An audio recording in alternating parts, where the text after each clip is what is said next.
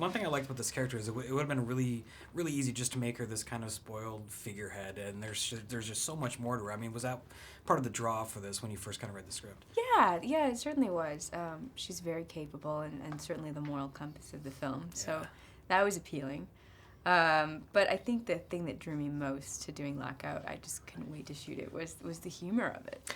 You know, it has such a throwback quality to like the early 90s, you know, when I was growing up, and action movies I like to go see that were funny and didn't take themselves too seriously. So I love the dynamic between Guy Pearce's character and my character, Emily.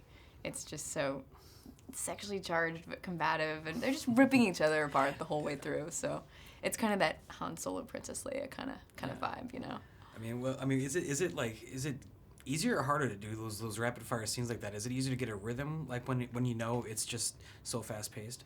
Yeah, I mean, you definitely have to pick up your cues and know where you're going, especially when you're trying to manage kind of action stuff at the same time. And it was a pretty fast paced shoot. I mean, there was just so much on our plates as far as action sequences to shoot. We didn't get that many takes, so.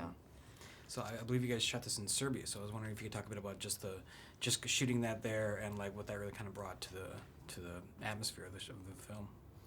Yeah, I mean, it's funny. It was kind of unfortunate that I didn't get to spend more time in the local environs, but, you know, 6-day weeks, long days, and we were, you know, in a spaceship, so.